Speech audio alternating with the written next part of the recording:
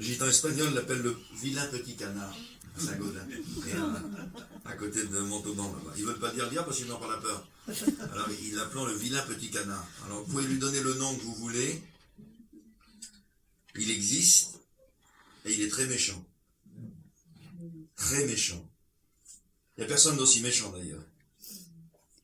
Vous imaginez que je ne vais pas vous parler, je ne vais pas vous faire une étude sur le diable, hein.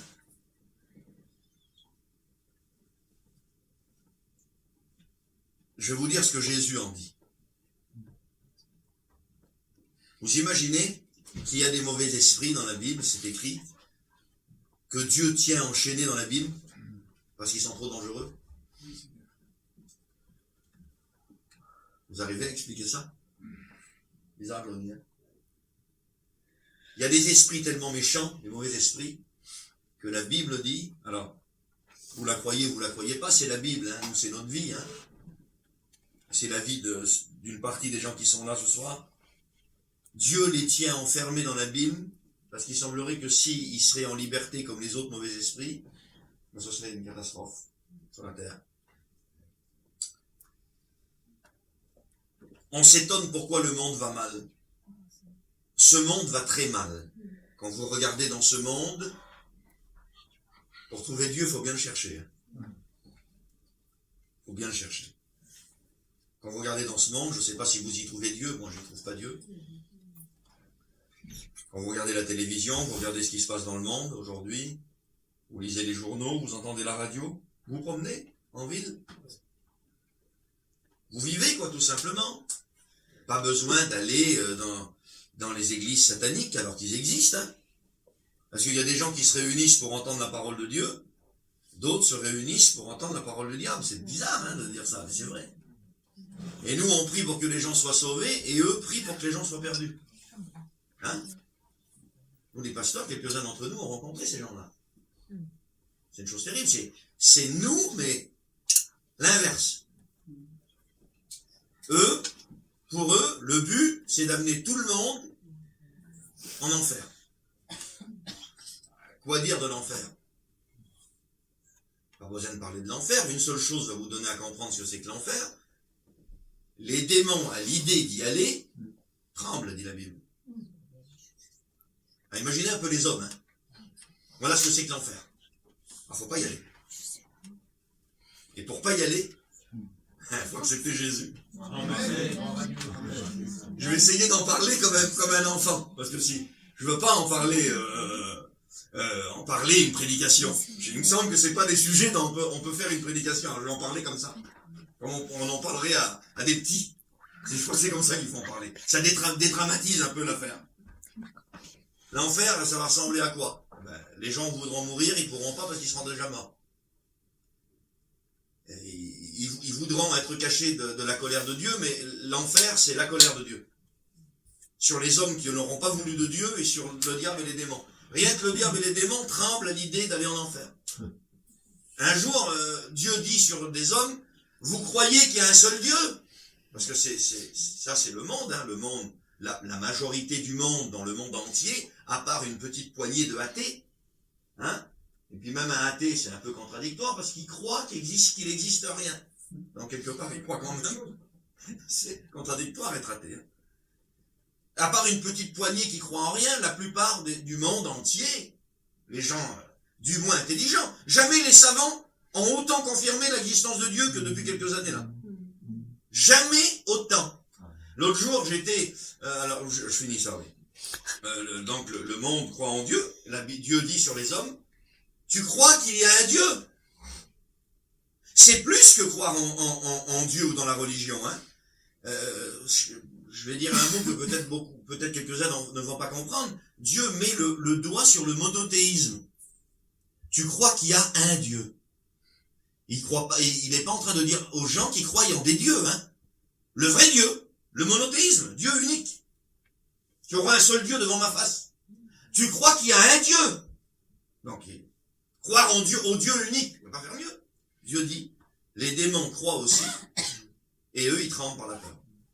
Parce qu'ils savent qu'ils vont aller en enfer. Alors, si les démons ont peur de l'enfer, mon bon sauveur, mes amis, mes copines, mes copains, la famille, les gens avec qui on a passé notre vie. C'est à eux qu'il faut le dire aussi. Faut pas y aller. Faut pas y aller. Le christianisme, c'est pas pour avoir des meilleurs jours ici. Comprenez? On prêche pas l'évangile pour que les gens aient une vie plus agréable sur la terre. La terre, tiens, parlons de la terre un peu. Comment voulez-vous que ça va sur la terre? Le diable a été jeté sur la terre. Mon verset, c'est Jean chapitre 18, verset 36. C'est quand Pilate est en train d'interroger Jésus. Les Juifs veulent le mettre à mort. Ils croient qu'il apporte une nouvelle religion. Il n'a jamais apporté de nouvelle religion, Jésus. Il est envoyé du Père, il prêche l'Ancien Testament. Il dit que c'est lui le Messie qu'ils attendent depuis longtemps. Ils l'ont pas voulu. Ils l'ont pas reconnu. Ils l'ont pas voulu. Il est venu parmi les siens n'ont pas voulu. Une poignée s'est convertie. Jésus disait sur eux, celui qui n'a pas le Fils n'a pas non plus le Père. Des fois, des Juifs qui croiraient qu'ils pourraient être sauvés sans Jésus. Jésus leur dit qu'ils sont perdus. À Nicodème, il dit qu'il est perdu. Nicodème. Vous ne pouvez pas faire plus sauvé que Nicodème dans le judaïsme. Ben, il est perdu, aussi sans Jésus. La question que je me pose, c'est, si les Juifs, ils sont perdus sans Jésus, et nous alors? Les Juifs. Jésus disait, si vous ne me reconnaissez pas comme le Sauveur, vous mourrez dans vos péchés. Il disait ça aux hommes de loi et aux docteurs de la Bible. Et Nicodème, qui est un homme comme il n'y en a pas deux, Jésus dit sur lui, si tu ne nais d'eau et d'esprit, tu ne peux voir le royaume des cieux ni y entrer. Si le juif de l'époque, qui le seul moment où il prie pas et où il lit pas la Bible, c'est quand il dort, Nicodème s'était inscrit, pour vous donner une idée. C'était eux qui copiaient la Torah. Et à chaque fois qu'ils venaient sur le mot Dieu, vous savez ce qu'ils faisaient? Ils allaient se prendre un bain, ils se lavaient entier, changeaient de vêtements et changeaient de plumes. Ils n'étaient pas ça, les hommes-là. Hein. Et Jésus dit sur eux, si vous ne me reconnaissez pas comme votre sauveur et que vous ne m'acceptez pas, vous mourrez dans vos péchés. Alors si eux, ils meurent dans leurs péchés, on va où, nous? On va où, nous?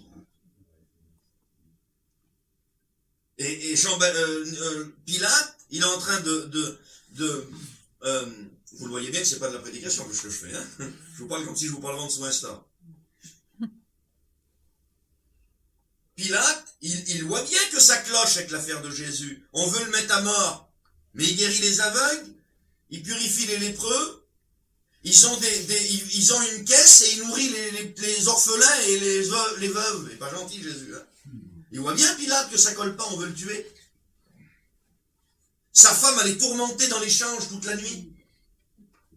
Et Pilate dit, je n'ai trouvé rien de mauvais en cet homme, qui mérite la mort. Amen.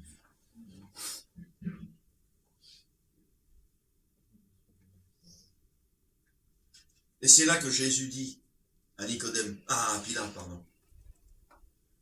Pourquoi ça va si mal ici-bas? Pourquoi faut pas rester ici? Faut pas miser ici. C'est le mauvais cheval. Mon royaume, il dit, n'est pas de ce monde. Vous êtes étonné pourquoi ça va si mal ici? Mon royaume n'est pas d'ici-bas. Si mon royaume aurait été d'ici-bas, j'aurais appelé mon armée, elle serait venue me délivrer tout de suite. On ne me prend pas ma vie, a dit Jésus. On ne vient pas me la prendre par force. Je la donne de moi-même. C'est volontaire. Jésus a quitté son ciel de gloire. Il s'est dépouillé de sa gloire. Vous savez que le grand sacrifice de Jésus, c'est pas simplement la souffrance de la croix. Hein. Il s'est dépouillé de son statut de Dieu. Imaginez-vous Jésus dans le ciel avant qu'il vienne dans le corps d'un enfant. Il existe depuis toute éternité. C'est lui qui a tout créé avec Dieu le Père et le Saint-Esprit. Il est sur son trône. Les anges le servent nuit et jour. Il est hors du temps. Vous savez que Dieu est hors du temps. Le temps n'existe pas pour Dieu. Et il quitte ce ciel-là et se dépouille de sa gloire pour venir naître dans le corps d'un enfant. Vous savez comment j'ai vu ça? Vous me permettez de vous donner un exemple, une image, comment j'ai vu ça, moi? Vous avez vu les clochards qui sont au bord des périphériques, là? Ils sont dans des tentes. Ça fait à peu près, peut-être 4 ans qu'il n'a pas pris le dernier bain. Vous l'approchez pas à 3 mètres tellement ils sont mauvais. Vous venez, vous enlevez ses habits, vous les mettez sur vous, et vous allez dormir dans sa tente. Ça doit être agréable, hein? Ben, à peu près ressemblait à ça, ce que Jésus a fait. Il s'est dépouillé de sa sainteté et de sa gloire pour venir revêtir le corps d'un homme. Il a connu la fatigue, Jésus.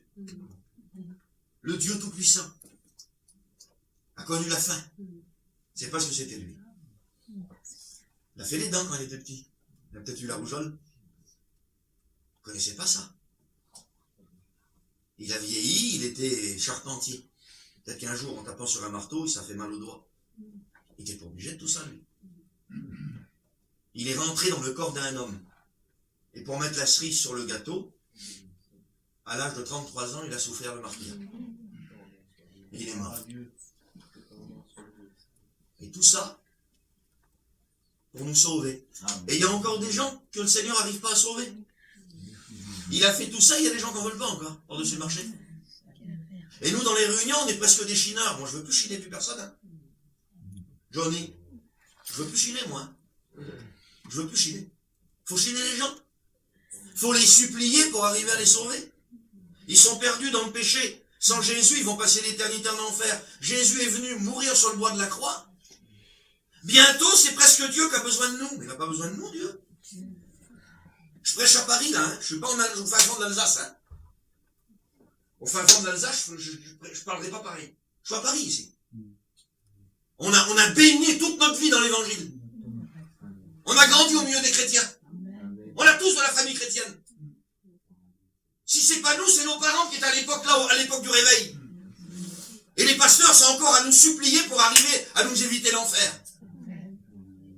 Dieu a tout fait. Dieu n'a pas besoin de nous. Il a besoin de lui.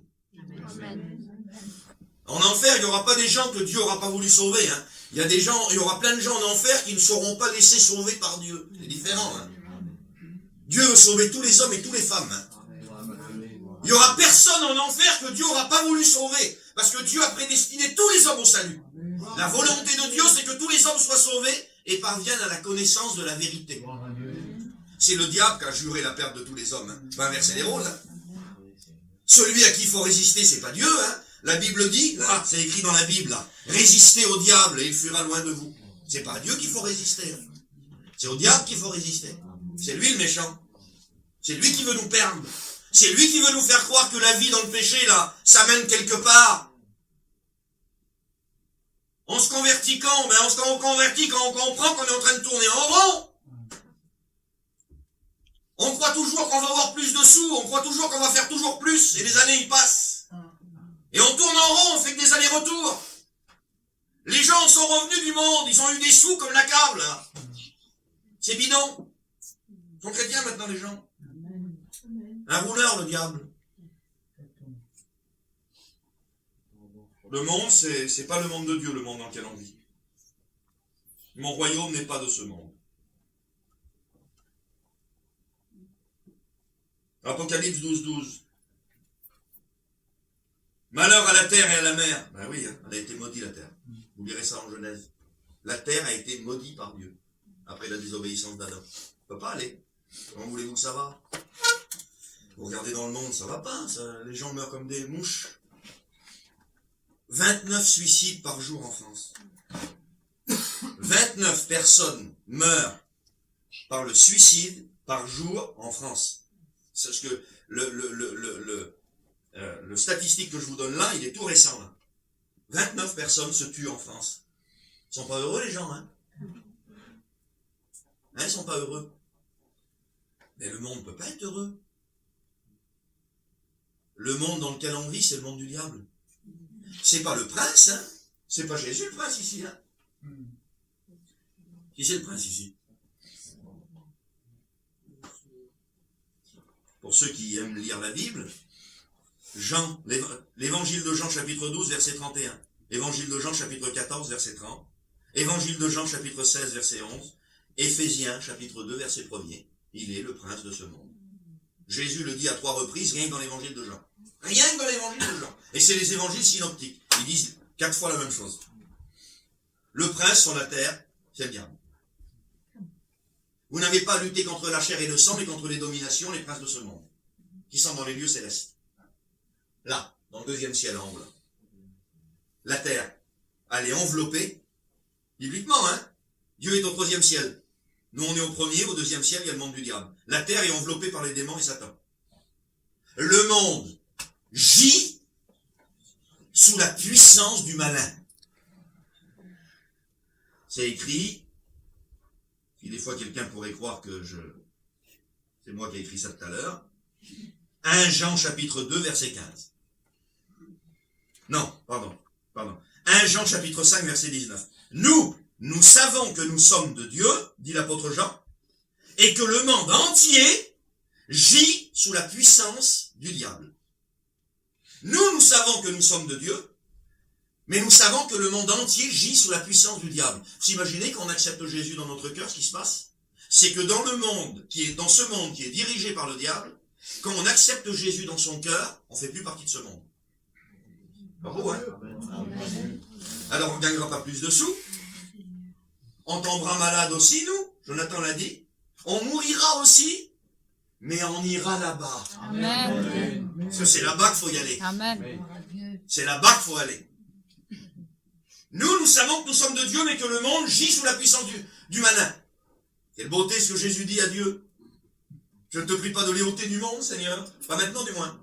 Pas tout de suite. L'enlèvement de l'église, il ne faut pas qu'elle ait lieu maintenant. Il y a trop de gens qui sont perdus. Quoique, je vous le dis devant Dieu, hein, vous le trouvez ça dans l'Apocalypse, hein, l'église et l'époux disent viens. Moi, j'ai envie que le Seigneur revienne. Hein. J'ai pas envie de mourir, hein, mais j'ai envie que le Seigneur revienne, vous ne pouvez pas vous imaginer. Je voudrais aller au ciel, moi. L'idée qu'on a du ciel, quand vous avez l'idée de ce que la Bible parle du ciel, vous avez envie d'y aller.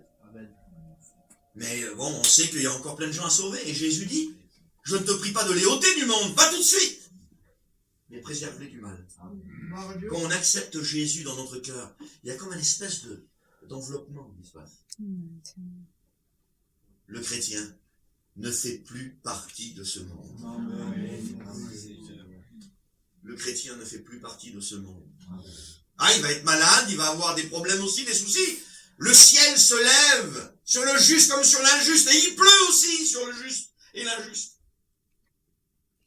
Mais celui qui a le Christ est promis à une destinée extraordinaire. L'éternité près de Dieu. Pas étonnant que l'apôtre Paul... Alors lui, l'apôtre Paul... Parce que de toute façon, là je dis un petit mot pour les chrétiens. Plus vous approchez Dieu, plus vous ne l'aimez pas cette terre. Parce que cette terre est anti-Dieu. N'aimez pas le monde, ni les choses qui sont dans le monde. Celui qui se rend ami du monde se rend ennemi de Dieu. Cette terre, c'est une terre maudite sur laquelle le diable a été jeté. Malheur à la terre et à la mer, le Satan est descendu vers vous, animé d'une grande colère, sachant qu'il a peu de temps. Ça ne peut pas aller. Et plus on va approcher Dieu, plus on va ne pas l'aimer, cette terre. Moi, je me fais du souci des fois un petit peu pour les chrétiens qui aiment trop la terre. Les chrétiens trop heureux. Vous voyez ? Mais c'est pas à cause de Dieu des fois qu'ils sont trop heureux. Ils sont trop heureux à cause de la terre. Mais plus vous approchez de Dieu, plus vous l'aimez pas la terre. Parce que vous aspirez à monter. L'apôtre Paul, lui, il savait tellement approcher de Dieu qu'un jour il dit, on dirait qu'il, pourtant il ne veut pas mourir non plus lui. Il dit, mais qui me délivrera de ce corps de mort? On dirait un manouche qui parle. Corps de mort. Pourquoi il dit ça? Parce que son corps l'attire vers le bas. C'est un corps qui est attaché à la mort. Il a été touché par le péché. Le diable a touché le corps humain. Et a fait couler dans la désobéissance d'Adam le péché dans l'ADN de l'homme. Et il est toujours attiré vers le bas.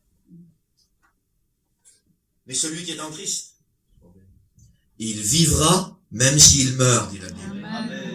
L'espérance du christianisme, amen. L'espérance d'accepter Jésus, c'est pas ici que ça se joue. C'est pas ici. C'est là-bas. Qui me délivrera du corps de cette mort, une autre traduction dit. c'est ce corps qui est attiré vers le bas. Oui, le monde dans lequel nous vivons n'est pas le monde de Dieu. Jésus est venu mourir sur la croix, pardonner nos péchés, ressusciter pour nous sauver, pour nous amener un jour dans le monde de Dieu. Amen. Alléluia. Voilà. Confondez pas avec le royaume de Dieu, hein, royaume des cieux, c'est pas ici. Hein. Mon royaume n'est pas de ce monde, mon royaume n'est pas d'ici-bas. Pas étonnant. Il est le prince de ce monde. 2 Corinthiens chapitre 4 verset 4 dit ceci. Alors, Jésus l'appelle le prince de ce monde, au diable. Et puis quand vous regardez, vous voyez bien que c'est lui qui gouverne tout. Hein. C'est lui qui gouverne tout, puis alors ça monte en puissance. Il n'y a jamais eu autant, le péché n'a jamais été aussi haut. Il n'y a plus de moralité. Souvenez-vous de cette prophétie de la Bible. Dans les derniers temps, les enfants seront rebelles à leurs parents. Vous savez ce qu'on dit chez nous? Il n'y a plus de respect vers nous, mais il n'y a plus de respect nulle part. Les enfants seront rebelles à leurs parents. Même pas besoin d'avoir lu la Bible pour voir que ça chauffe. Pas besoin d'avoir lu la Bible pour voir que ça va plus. Dans les derniers temps, les enfants seront rebelles à leurs parents. Dans les derniers temps, les gens seront ennemis des gens de bien. C'est ringard aujourd'hui d'être bien, quoi. C'est ringard, quoi. Vaut mieux être méchant. Oui, alors tous les défauts. Les gens seront ennemis des gens de bien, les enfants seront rebelles à leurs parents. Écoutez ça. Dans les derniers temps, les gens appelleront le bien mal et le mal bien. On a les deux pieds dedans.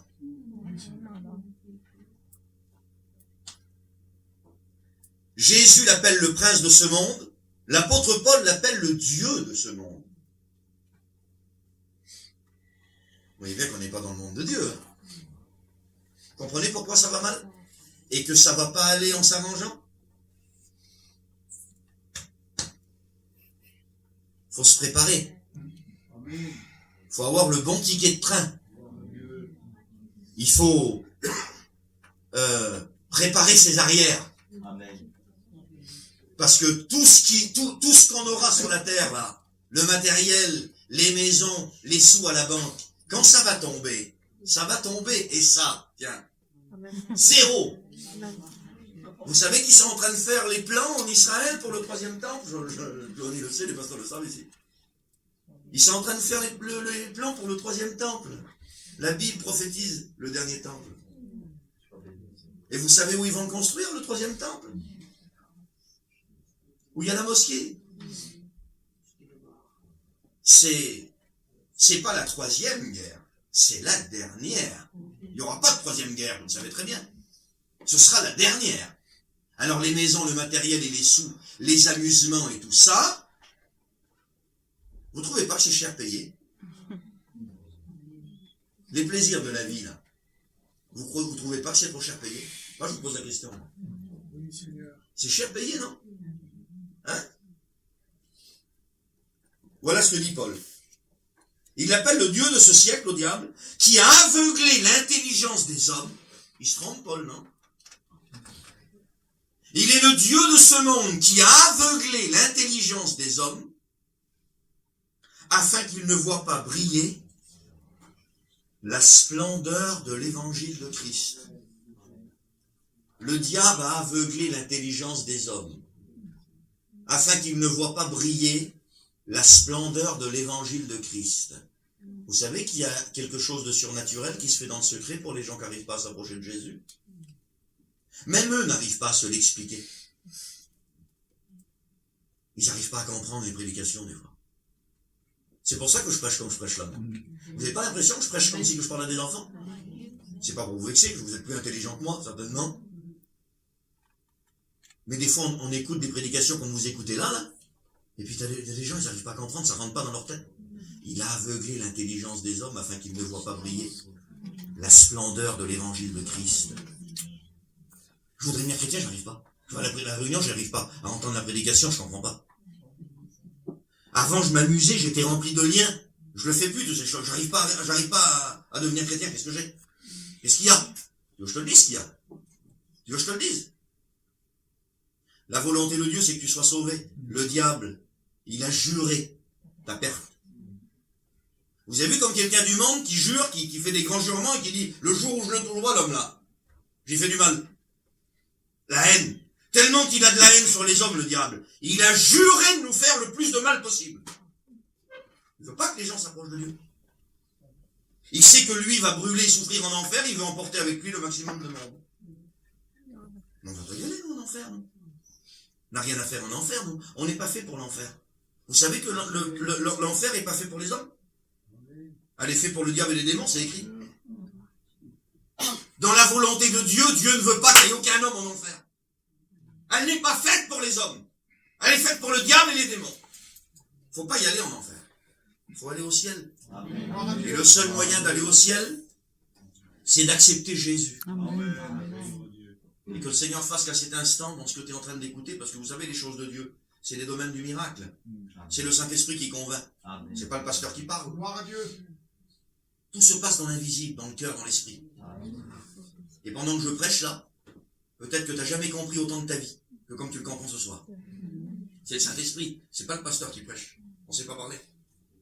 C'est le Saint-Esprit qui est en train de te faire comprendre que ça va, il y a assez longtemps que tu es perdu.